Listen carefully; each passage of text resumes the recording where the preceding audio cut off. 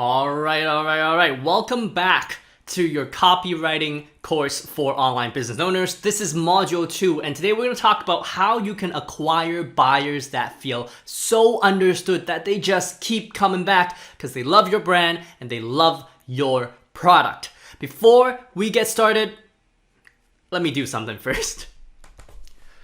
All right, I'm back. I was doing my video last time for module 1 and my lady walked in and she was like, you gotta put a shirt on, look nice for everybody that's gonna watch you in this course. And you know what, she's right, so I put a shirt on for you guys. All right, let's get started. Today you are going to learn 3 things. Number 1, the 5 most important aspects of your customer avatars that have nothing to do with demographics. It doesn't work if you target demographics because it's too broad. Imagine the amount of people between, let's say, 18 to 34. There's a ton of people, and within that, there are a lot of different people. So it doesn't work if you just target demographics. Number 2, you're going to learn 3 types of buyers and how to customize your messaging in your ads, in your content, and in your product descriptions, and in your titles and headlines so that they engage. And then number 3, we're going to look at the places that you can actually look at to truly understand your buyers so you can serve them more value on a silver platter, and they'll be willing to pay you more money because you've provided an experience and a product that is worth the money. All right, remember the rules from the last module still apply. I want you to remove yourself from all distractions. I want you to get ready to listen and take notes, and I want you to write down any questions you may have, and you can reach out to me via email and shoot me an email. I'm really busy. I try my best to reply to all my emails. Sorry if I don't, but if you catch me at a good time, I'm gonna reply you. All right, let's get started. The 5 most important aspects of your customer avatar. The first one is their problems. Every step they have to take generates resistance, right? You can think about where they are at as A and where they want to go as B. And your product helps them go from A to B. Your service does the same thing. It goes from A to B. When you think about what the steps they have to take from A to B are, every step is a problem that they must face and overcome, all right? So what does that mean for your copy?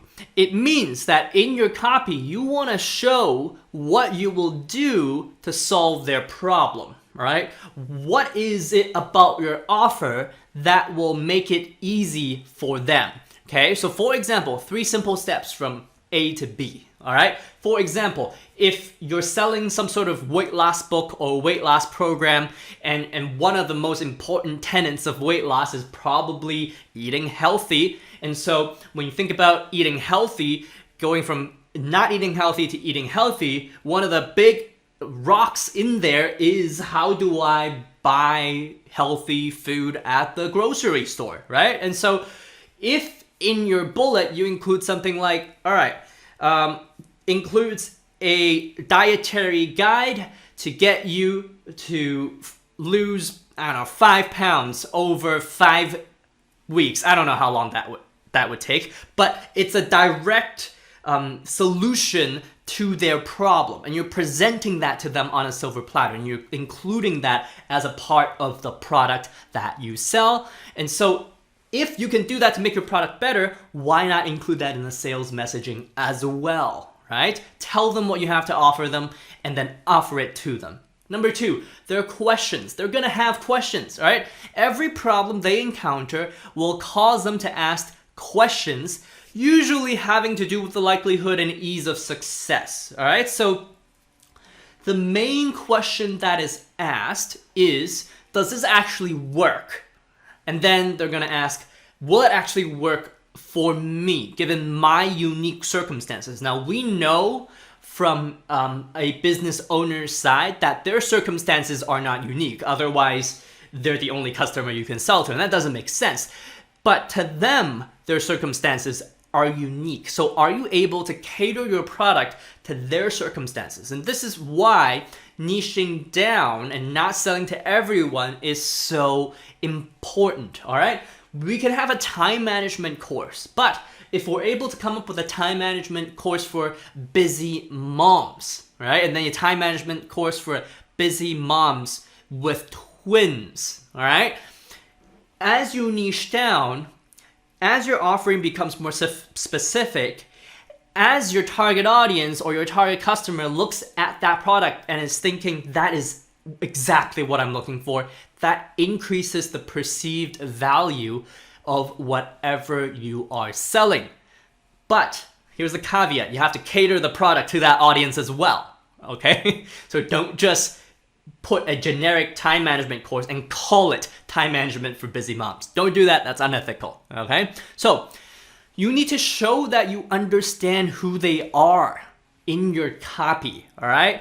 You need to answer their questions before they even ask them or just as they're asking them, all right? So, for example, if you're selling something on how to make money online, one of the biggest questions has to do with, but I have no experience, right? Most of us have regular jobs, but I have no experience. How can I make money online if I have no experience? Well, I'm gonna solve that for you because in whatever I'm selling you, I include a bullet, I include a part of my offer and a part of my service is addressing the question, how you can make your first sale online even if you have no experience, right? How you can write a high converting headline and bullet points even if you have no experience. This is what this course is all about, okay? So number one, their problems. Number two, their questions. What questions are they asking about the A to B, about your product, about getting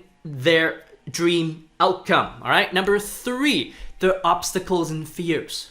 Their obstacles and fears. What they think will be in the way of them achieving the goal, okay? So this is different from questions, right? If they're asking questions, they just want clarity, right? They just want to be assured that your product works for them, right?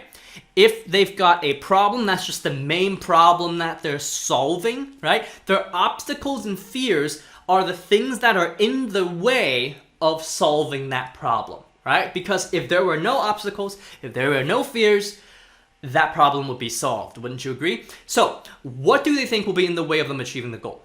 Okay, so for example, I want to start an online business, but I have a full-time job, so I have no time. Well, let me show you how you can take half an hour a day, and everybody has half an hour a day. You can just wake up half an hour earlier and you got 30 minutes. Over 1 year can start a fully functioning online business that will generate passive income for you. Would you like to learn that? Yes? Great. All right, let's get into it. All right, so for example, how to write copy even if English isn't your first language. Surprisingly, that is actually not that surprisingly, that is one of the biggest hurdles, right? To copywriting, to writing sales messages, right? My first language isn't English, right? I'm not from the US, I'm not from Canada, I'm not from the UK. How am I going to write good copy? I didn't learn that in school, right? Now, let me let you in on the truth. I'm from one of those countries. And even though I'm from one of those countries, I know people whose English isn't that good. Conversely, I've traveled around the world. Like I'm in Asia, I'm in China, I'm in Japan, I'm in Korea, and there are people whose English is a lot better than the people I've met in Canada, in the US, and the UK.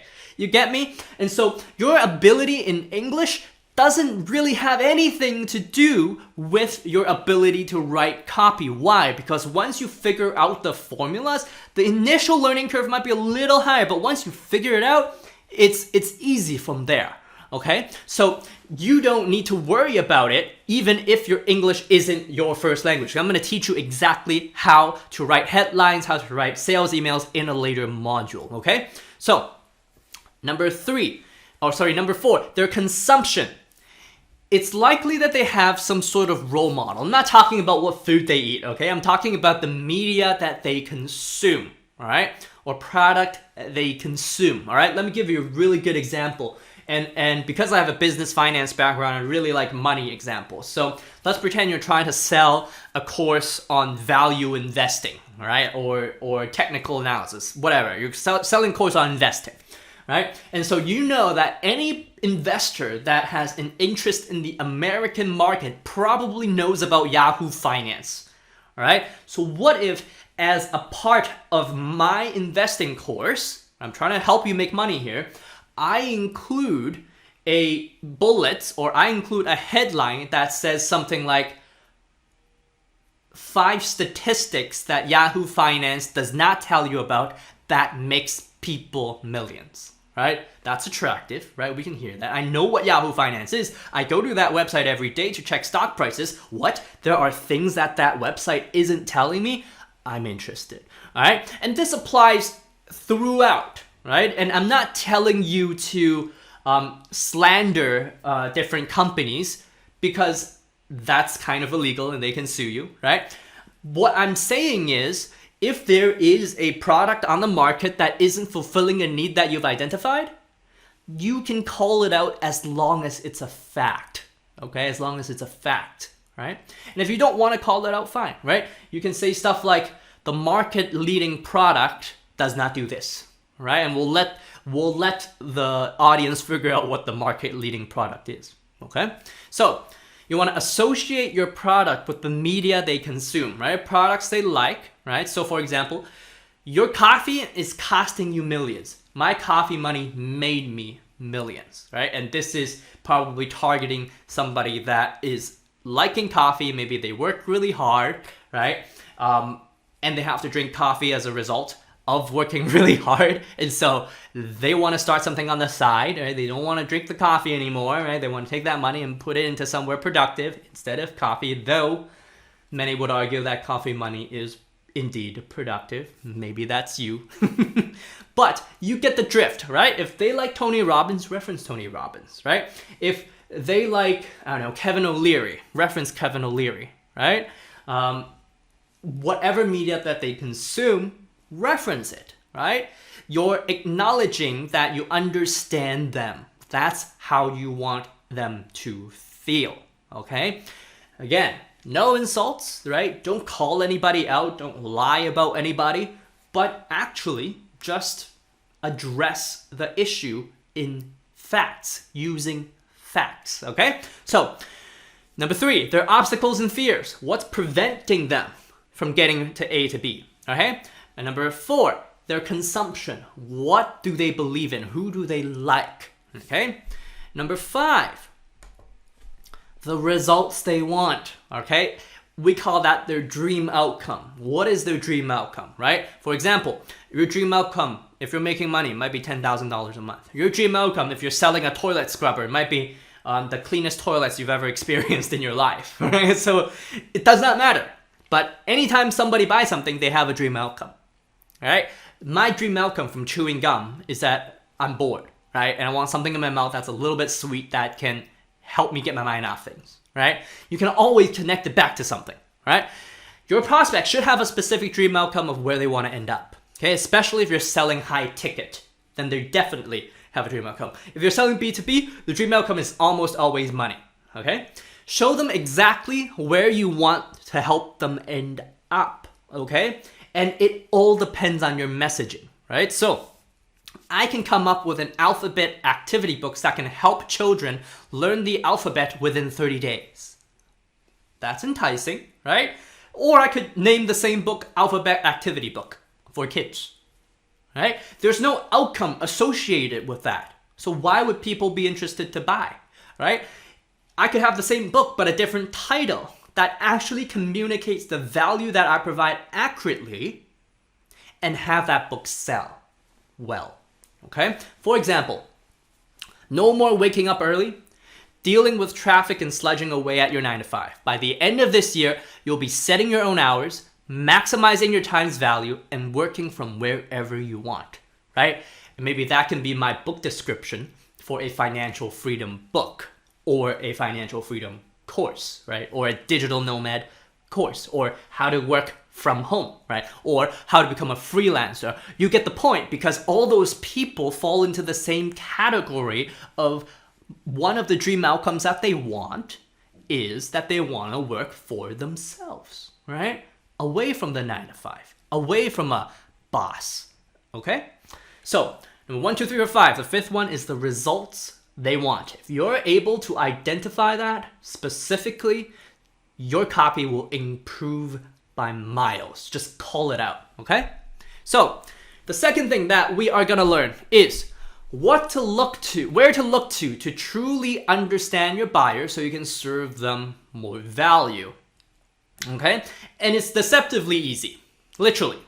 Because you're selling one-to-one, all you need to do is find a sample of, let's say, 20, right? Because if you've ever taken a stats course, if you haven't, that's okay. I have. If you've ever taken a stats course, if you have a sample size of 20 to 30 that you're testing, that can represent the whole population, right? So where do you look? You look where people complain and ask questions. Quora, great place for questions. Great place for identifying obstacles. Great place because all the people with similar interests, they are in the same groups, okay? They are following the same pages, right? Same thing with product reviews. All the people that want to solve one problem, they are buying the same books. Look at the most popular books and products and look at the reviews, okay? Reddit, there are communities built around solving problems, right? Wall Street Bets, right? It tries to solve investing problems, okay? Answer the Public is a great resource for you to type in a question and you'll be able to see, or not really a question, or like a phrase, and you'll be able to see what questions people are asking, right? On that topic. Your mailing list, right? That's why it's so important to build a mailing list. So if I have a passive income book and I have a mailing list of 200, 300, 400, 1,000, 5,000 people, all I need to do is send one email. Hey, how can I help you in my next book? Where are you at? Let me know. I'm going to get like hundreds of replies from people telling me exactly where they're at. And each point is an answer, is a question that I want to answer, okay? In my next product, in my next book, okay? If you're selling e-commerce product, that's also easy, all right? If you have a mailing list, you can be like, hey, how else are you looking to increase your living experience, right? For example, if you're selling like home products, right? How can you improve your home living experience? Or if you're selling office products, how can you improve your home office? What's one thing you wish you had? All right, come out with it, private label it, brand it, sell it, market it, okay? So Facebook groups. Facebook groups are huge for people that have problems that are trying to get from A to B, right? You can actually post in a Facebook group and be like, what's your biggest struggle regarding blank? You get a bunch of answers and you can craft your product and your content off of that, okay? Surveys, right? There are actually paid websites that you can pay money to and they'll send your survey out to people and they'll do it for you, okay? So that's another way to get answers. It's not a way that I would recommend just because you're paying for it when there are all these free ways to do it, okay? Comments on social media, okay? Look at YouTube channels that address the problem that you're trying to address, okay? And then look at the comments that people are leaving. Are they asking questions? Especially on channels with millions of subscribers. The channel owner cannot address every single question, right? That's where you come in. Then lastly, what other influencers in your niche are sending out, right? Sign up to email lists of people in your niche and you'll know exactly how they're writing their emails, what they're sending out, what content they're creating, and what products they're selling. You can get inspiration from that, okay? What you want to do from this experience is be able to use the words that your ideal audience, customer, prospect, reader uses. Chances are, if you're starting out, you're probably in your own target market because that's the market you know the most about. Okay, so use the words you use, right? That's the easy way out. Just use the words you use, okay? That is where to look to truly understand your buyer so you can serve them more value. The last lesson that we'll learn for today, and the most important one, the 3 types of buyers and how to customize your messaging for each of them so they engage. There are really only 3 types of buyers, right? Buyers that know they have a problem, okay? They know they have a problem. They don't know anything about any kind of solution. They're just like, I have a problem, okay? So in your messaging, in your ads, in your emails, you engage them with their problems, okay? So you're saying stuff like, hey, are you struggling with insomnia? Or, hey, you're lacking focus during the day, here's how I can help, or here's what this product can do. And this is really good for cold messaging, right? Getting cold traffic, right? This is what we call cold traffic, and doing those lead magnet campaigns on YouTube ads, on TikTok ads, on Facebook ads, so on and so forth. The second group are a group of people actively seeking a solution. Okay, so they know they have a problem and they want to solve it, right? They don't know about your solution, but they want to solve their problem, and they have an idea of how they want to solve the problem. Okay, so what you want to do with this group of people is you want to engage them with their dream results and then send them to your product, your specific product, right? So how do you do that? Well, if I'm dealing with the same problem of insomnia, and I'm able to identify people that know they have a problem and they're actively seeking a solution, and I'm gonna know this because of the groups they follow, the people that they like, and the pages that they follow on Facebook, for example, right? The channels, the YouTube channels that they watch, right? 30-day challenge to wake up well-rested and full of focus, right? They're gonna be interested in that. Hey, I want some change in 30 days, right? That speaks to people who are actively looking for solutions, right? Number 3 is they know about your product, and chances are these people are already on your email list, right? They already have heard about your product. Maybe they downloaded your lead magnet, or maybe they've watched the video of you on YouTube, right? So they know about your product, and just engage them with proof that your product works for them. Help them overcome their objections and send them to your product or your content. It doesn't matter what you send them to, okay? You're trying to give them a reason to engage, okay? It doesn't even have to be a product you send them to. It could be a link to an article, right? It could be a link to a video. It could be a course, right? It could be somebody else's product if you're doing affiliate marketing, okay? So for example, here's what you could do if you were a Headspace affiliate, right? How Headspace revitalized John's restless life, right? And then you included maybe a testimonial video, okay? So because they already know about the product, or they know about your brand, they're gonna trust you a little bit. And so when you recommend something like this, they're gonna be like, oh, let me pay attention, okay? What does not make sense is if you mixed these up, all right? That's like saying, hey, I know I have insomnia, and now you come up to them and you're like, here's Headspace. And they're like, who are you? Right? Don't do that, okay? At the same time, right, if your audience is already engaged with you on your mailing list and you're regularly communicating to them, and all of a sudden you're sending out an email, you're like, hey, you struggling with insomnia? Here's how you can solve it. Well, they're like, hey, like, I kind of already know, like, I've been searching.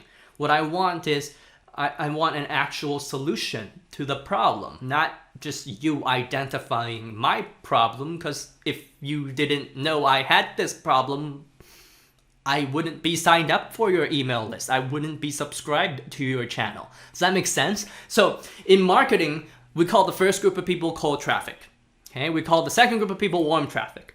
And we call the third group of people hot traffic. Okay? And so don't get confused just by calling them traffic. These are people that you're engaging with, okay? So hope today's lesson was helpful to you, okay?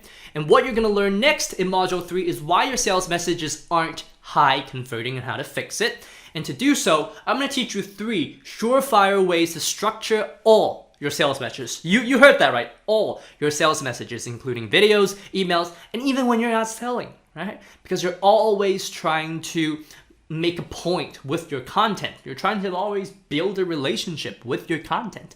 Number 2, I'm going to teach you the differences between headlines, benefit statements, and call to actions. Knowing this will change how you structure your content forever. No joke. And if you think you know, pay attention in the next video. We'll find out if you actually know, okay?